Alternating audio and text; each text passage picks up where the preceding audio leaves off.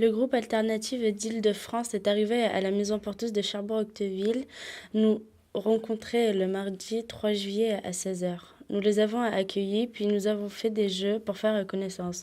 Nous avons été répartis en plusieurs équipes. La nôtre est nommée La Vague. Mercredi, nous avons tous ensemble visité Cherbourg, la gare transatlantique, le service de la Défense et le muséum Emmanuel Lié. Jeudi, nous avons réfléchi ensemble dans un travail plus poussé sur le thème de Cherbourg à la période coloniale. On est répartis ensemble au muséum. On a rassemblé les éléments qu'on a récoltés. On a essayé de faire un test global pour parler de la perception des autres à Cherbourg au début du XXe siècle. Il y a eu plusieurs essais de texte. Il y a eu plusieurs personnes qui se sont mêlées à notre travail, qui ne nous ont pas permis de trancher sur la problématique. Le sujet était compliqué car il y a encore beaucoup de tabous. Et pour cette raison, nous n'avons pas eu beaucoup d'articles ou des archives qui pouvaient nous permettre de continuer le travail. Il manquait des archives. On a vu un exemplaire de crâne sur lequel travaillait René Collignon, le conservateur de ce musée.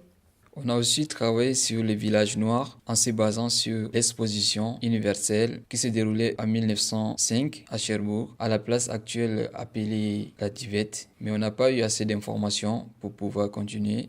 On a pu avoir beaucoup de cartes postales et on a lu beaucoup d'articles sur les os humains, comme l'appelaient certains, parlant des villages noirs qui étaient exposés, qui consistaient à recruter des Africains en les promettant une rémunération et de les exposer pour qu'ils puissent montrer à la population qui était curieux de connaître l'autre, de voir le mode de vie de ce peuple-là. Cherbourg est plein d'histoires, mais malheureusement 4 jours n'est pas assez pour en faire le tour.